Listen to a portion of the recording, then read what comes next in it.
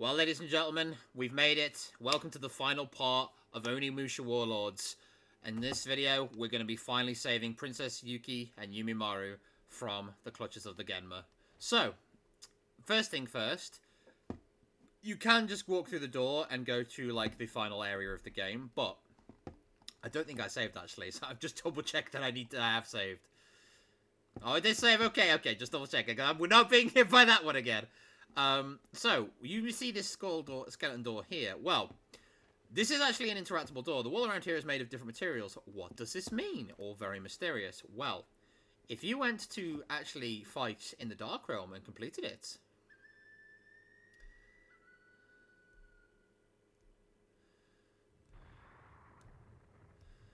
lo and behold, the door opens. Now, what could be behind the door? Well, this is where we find the real reward for completing the Dark Realm.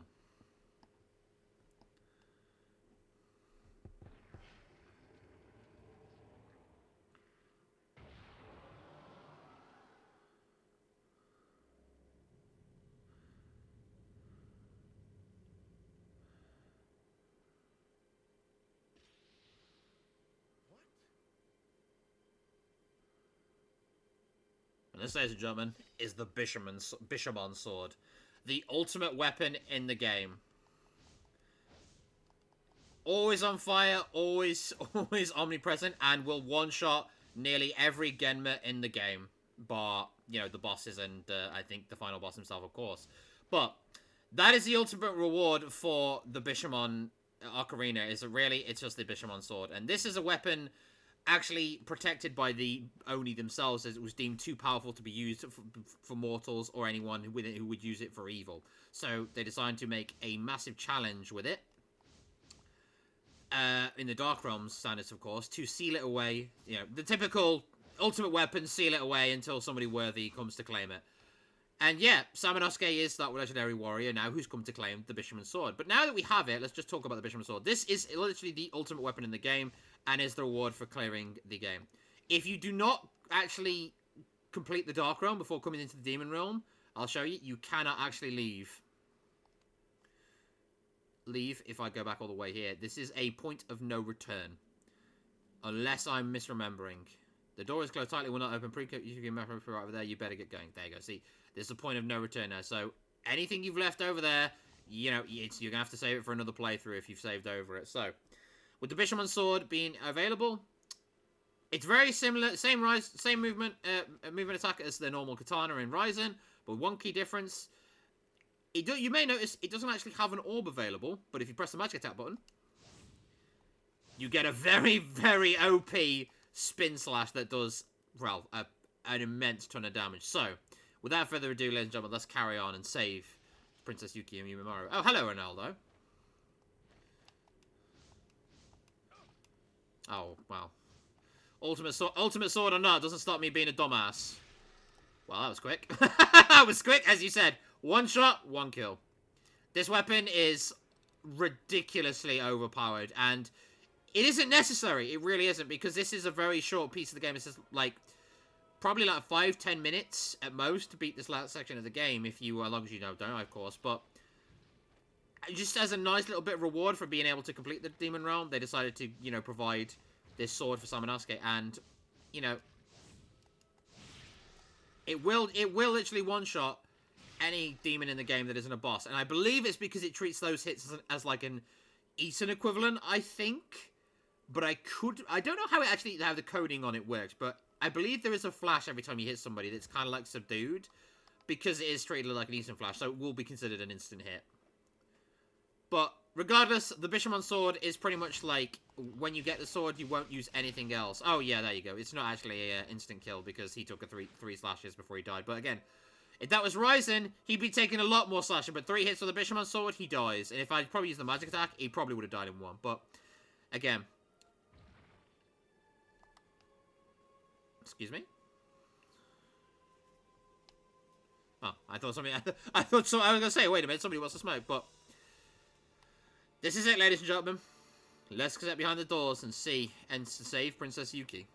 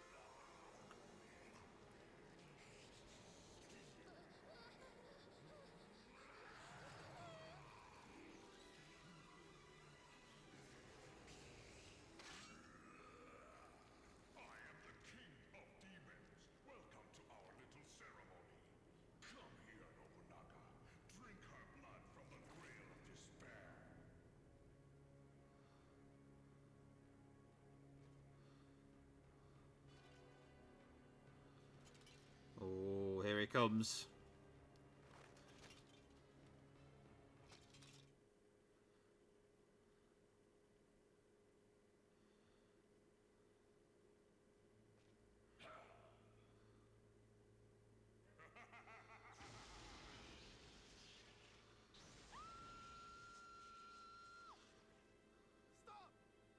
Okay.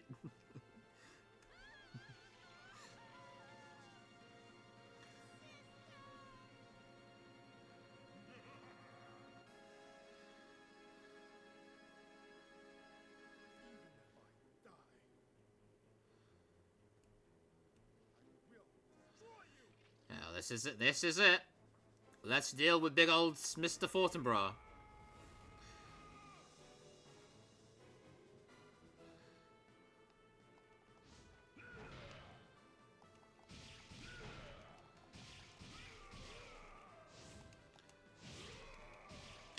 As you can see, the Bishamon sword, again, does make him much easier to handle. But Fortinbras hits very hard, as you expect a final boss to do. Has some rather difficult attacks. You can see that fire breath there, you know, extends to a long way. But hits his abdomen, hits his snake tail 4 times. And then, when you hit him enough times, he will be knocked down. I hit it once, and he will take a massive ball of damage. So, just keep rinsing and repeating that.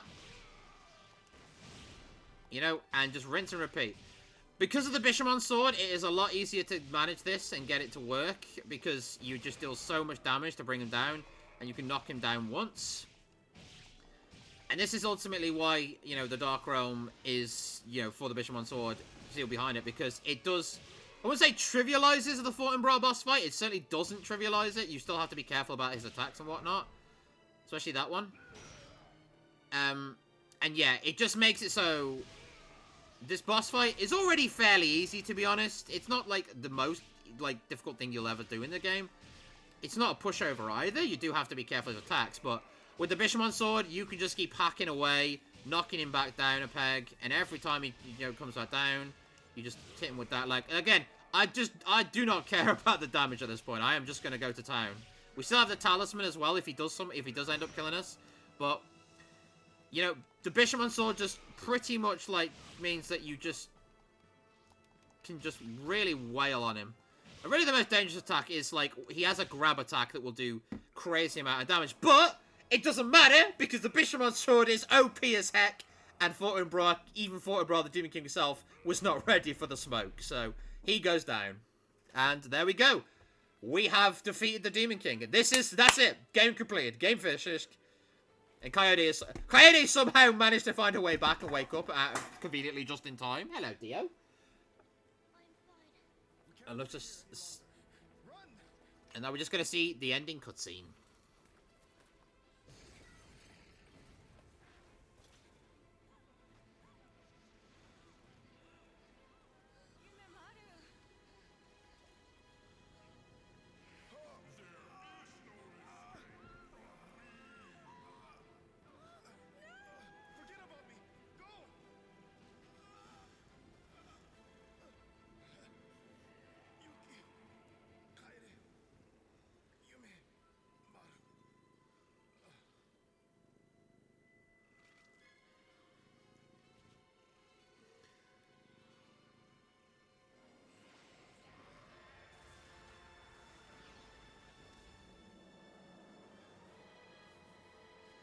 Le gasp.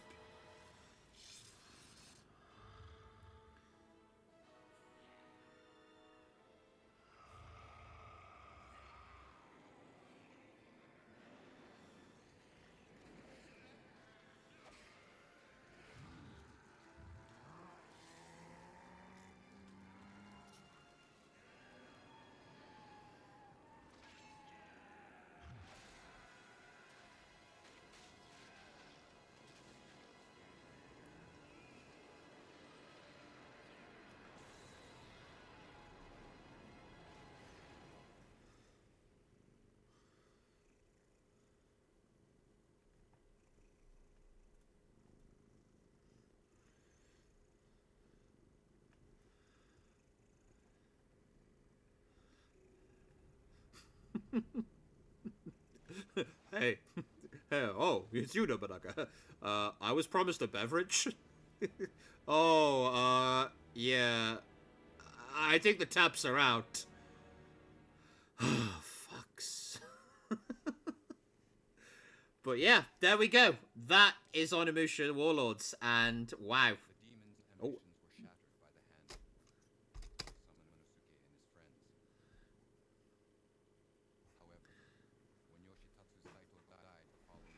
It was a bit of a. I think there's a bit of a glitch button.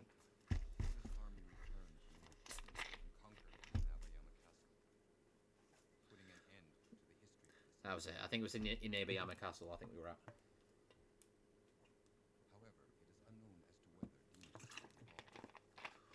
It was unknown. Come on. Come on.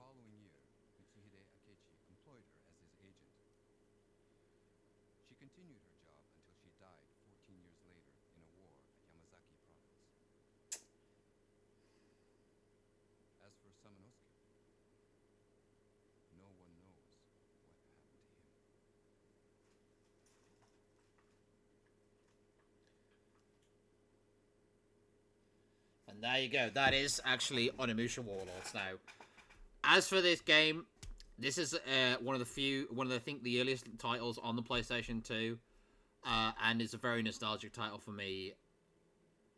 There's a lot to really talk about. Like at the end of the title, I think it was a great experimental title, especially considering to trying to blend the action hack and slash style of gameplay with survival horror. Makes Onimusha Warlords a really kind of unique title, especially I think even in today's kind of like age. But yeah, the final boss, Fortinbras, that last cutscene in the end was pretty much just like, I don't know why you keep putting your hand towards the sword, brother, but maybe you should stop, you know what I mean? But that was that's a hell of a cliffhanger to leave the game on. Of course, Samanosuke transforming into, well, that demon, like, he looks all demonic and stuff with the red eyes and whatnot. I was like, what could this mean? And you don't actually get an answer to this until, well, technically the next Onimusha game. But Samanosuke is currently missing in action. Like, no one knows where he's gone. But ultimately, I think there was a lot of missed opportunities towards the ending of the game because they were clearly trying to, like, maybe set up for a sequel or just kind of leave it as a one and done thing. In case they didn't, which I think is obviously better. You don't want to assume you're going to get a sequel, but they kind of left it open, but said, everything was done. The demons were defeated. No one knows if the demons were involved or whether they got knocked off. But yeah, Nobunaga at the end, like, walking down the aisle and he's there with Samanosuke. I think it was a bit of a missed opportunity that we didn't have a boss fight with Nobunaga. Bit of a shame, really, but again, it is what it is. It's just still good enough of a finale and a good enough of a final boss for me to really enjoy. And this game is just like, apart from the Kaede segments, I think the Kaede segments are kind of the weak point of this game, because there's no benefit to playing as her. It's more of just a challenge and something you have to go through every time you play as her. And she's fine enough to control and stuff. She has her own unique abilities, but it is just one of these games where I think a great first time for an experimental title with a few nicks and crannies that they needed to work on going forward. And sure enough, they do work on them going forward. For a starting title, I think it's a great game. Like, definitely something I've come back to many times and played through. Because again, it's a nice and short game as well. And there's also these extras and more incentives to, like, unlock the mini game, which if you complete it fully, you'll gain access to ultimate mode, which gives you infinite resources and full use of all the items, including the Bishamon sword, which, if you may have noticed, was quite silly at the end of the game. But let's say you hadn't done the Demon Realm and the Fortinbras boss fight. It doesn't matter. He's still relatively easy enough to take down. You just can't be as like say aggressive with your constant spamming of the weapon. You go because you have to chop it his his lower half to get him to bring his lower upper half down so you can do actual damage to him. And with the weapons you have, with the only weapons, they don't do anywhere near as much damage as the Bishamon sword, so it takes more rotations and actual combos to get him down. So you have to pay more attention to his attacks. But one of the attacks you didn't get to see is where he actually grabs you, and if you don't actually break out of the grab fast enough, he will actually, breathe fire on you, and it is an instant kill, I believe. I do think it is actually a one-hit kill. So, living up to the final boss name of having a one-hit kill attack. But overall, Onimusha, should you play the game, should get it. There is a remake of this for Steam, Switch, PS4, and all them. And besides being a remaster and upgrade, the best part about the remaster is you actually have controller support. Like, you have controller support, you have analog support. Because one of the biggest gripes a lot of people had with this game is the tank controls. You can't really, do precise movements with the D-pad alone. You have to use, your D-pad alone. It makes it difficult to, kind of dodge and duck and weave. It's fine when you get used to it, but you have to get used to it, which is a very difficult ask for a lot of players who have suddenly been given analog, and to suddenly expect them to be taken away and not have it again. Especially when we've got games like, Crash Bandicoot and all them, Spyro, that really are using controllers, and then there's Mario, analog rather, and you games like Mario and the Nintendo 64 games that started to use control sticks as an optimal way for input into a game. And going back to a D-pad, very difficult and a big ask I think for a lot of games. So I can see that being an issue. And yeah, it's a great first title. It's something definitely unique, and there's a lot of replayability here with different weapons. You could, say, I'm going to do, a Ryzen-only run, where, you have to upgrade the orbs for the other weapons, but you may say, I can do a Ryzen-only run, I can do an Onryu, Onryu-only run once I get it, or normal sword run. There's a few ways you can play it. You can get all the fluorite, you can get all the books, and, it's just, there's something, nice stuff to practice as well. You can practice your recent timings and get better at the game, get, faster time and stuff. It's a great speedrun game, I think, as well, this. But lo and behold, Samanosuke is out of the castle just fine. Or, I don't know if this is before or after, but I'm assuming it's after. Presented by Capcom. There you go. Thank you, Capcom, for this absolute gem of a series. I'm super looking forward to the new title finally coming out after all these times. And we do have the results screen here. So, 4 hours, 18 minutes. 14 fluorite. 65,000 souls. 15 throne. B rank. That's about what I usually get in this game. I'm not really trying to get a massive rank. You save this game data, the Samanosuke Extra will be available. Yeah, I'll save the game. So you're probably wondering why I didn't play the remastered version, and to be honest, it is just one of these things where I'm alright playing, the original version, just because I like to play the original version with the tank controls, just to remind myself of what it was like to play the game with that feature, because you do get kind of spoiled with this game with the analog control support option, and it did change, makes the game a lot different to play. Would you have that advantage now? Whatever difficulty the game had, I feel becomes somewhat more trivialized, because you have better movement and better options. You can duck and weave better. But, alas, thank you so much for watching this Onimusha Warlords Let's Play. I've been Boomer First Class. It's my very first Let's Play, so I've made a lot of silly mistakes in terms of recording, and perhaps my commentary hasn't been as good as I would like it to be. And I do think it's going to be something where I need to really work on it. But I appreciate you sitting, watching, listening to me, and however you've enjoyed my content. Going forward, going to really try and improve my delivery and commentary, and hopefully, deliver some more range of games and stuff. But yeah, I've just been a really big fan of this series and wanted to put something out there to start with. Onimusha being a game I'm pretty familiar with overall. Very simple to remember where stuff is, and also it's quick and easy. Wanted to bring this to your attention, and yeah, it's been fun to do this, so I'll definitely be doing more Let's Plays going forward. I haven't decided what game I'm going to do next, but I do want to do the entire Onimusha series, but I think maybe just for the sake of my own, interest, is to perhaps leave Onimusha 2 for a bit because I do need to remind myself about Onimusha 2 and how and some of the aspects of the game, and I don't think that right now I'm at a state where I can confidently play that game and, you know, provide good commentary while also, you know, making it not an absolute train wreck of a game, because there's some aspects of the game I just don't remember at all, because Onimusha 2 was I think the one of the game in the series that I didn't really enjoy out of the three. 1 and 3 I think I absolutely love, but 2 had this one system that just I didn't enjoy, which was the trade system with the partners. The partners themselves were way much more fun to play with than Kaede, because they had their own like unique gimmicks and stuff, and they actually could absorb souls, which made them useful to the main protagonist. But it's just something to really consider going forward. Is like, maybe I should do a test playthrough before I actually make a full Let's Play playthrough. Then, of course, there's Onimusha 3 and, you know, Onimusha Dawn of Dreams to consider as well, which Onimusha Dawn of Dreams I've never actually played, so I will need to actually go and play that blind myself. And I suppose there's also Onimusha Blade Warriors, but that's kind of like a Smash Bros clone, so I don't really think that's something I'm going to... It's not something I think you need to bother with. It's just kind of like a nice party game, like a weird kind of spin-off sort of thing, so I wasn't going to bother Let's Playing that, but...